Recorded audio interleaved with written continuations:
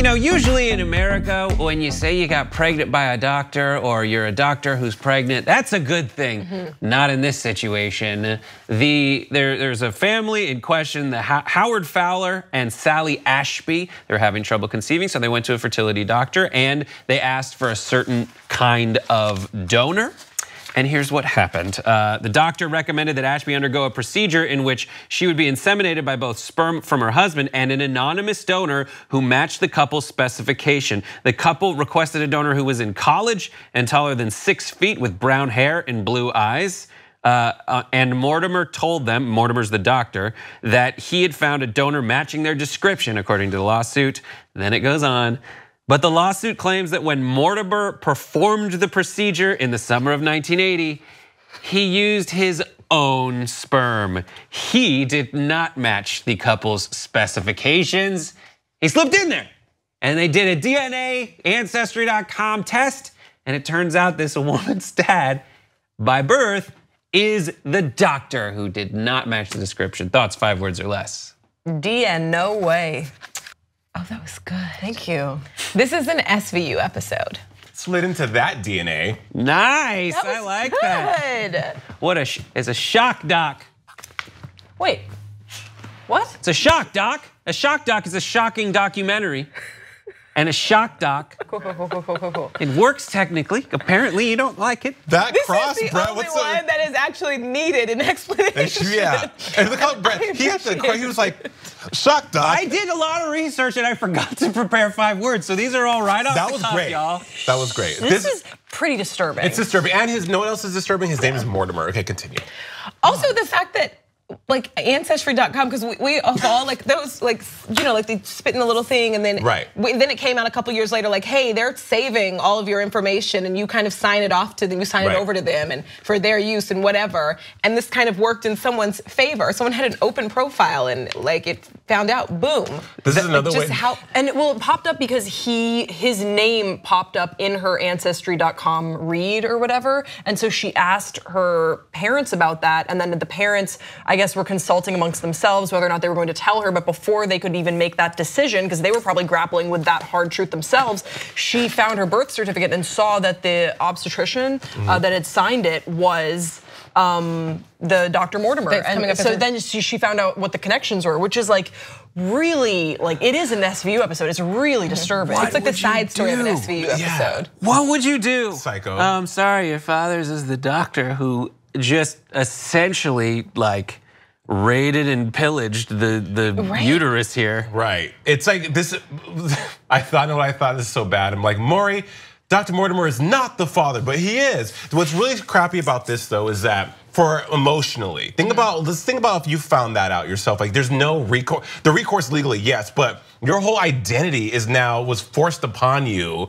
You know, and it would have been forced upon you in a more not aggressive way if the procedure was done right. But now you have this doctor who basically is your father, and you have no it's weird. What I'm trying to say, crazy. It's like, It also makes you wonder. It makes you wonder if this was the first time he did this. So he probably didn't feel that there was ever going to be a way of tracing it back. But it's interesting you bring up Law & Order SVU because it reminds me of that episode with the guy from Full House, I believe. Bob Saget? Nope, not that one. David Coulier? What? David Coulier? John Stamos. John Stamos. I'm pretty Uncle sure. Jesse is John Stamos. I'm trying to. You've been outed as someone who doesn't know the characters on Full House. I'm comfortable with that. He's just Come for me. Amir's like, no, it she's makes me. gone. She's not here next week. I think it was John. I just got fired. I think it was John Stamos. It could have been someone. I have no. Actually, maybe it was Rob Lowe. I don't know. It was some person. It was an attractive 40-something male. I'm sorry, it's gay vision. I don't know who he was. But the whole episode is that he had inseminated a bunch of different women, and then all these kids sort of figured out that they were all somehow connected.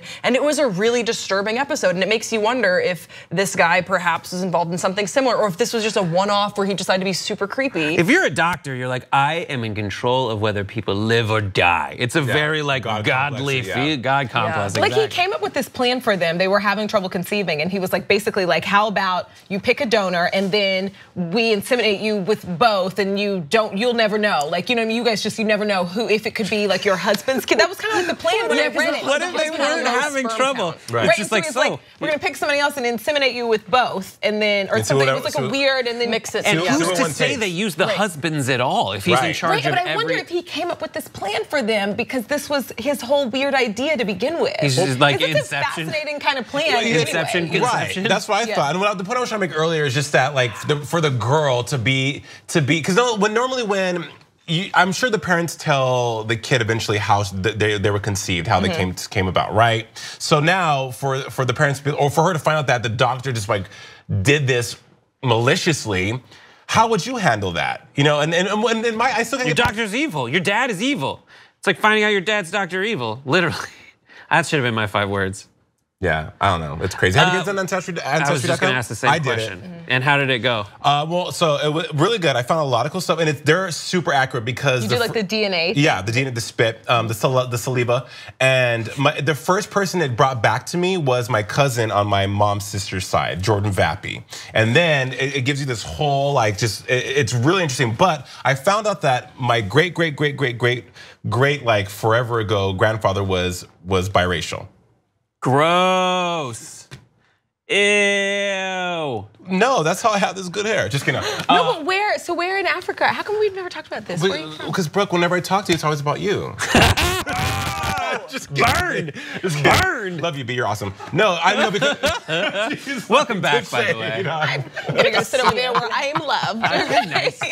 No, because this was recently, and then so we started doing the story. But yeah, so Ancestry.com does not play. If you want to get someone caught, be like, look, I'm on Ancestry.com. I wonder. But wait, are you like Nigerian, or did you find out?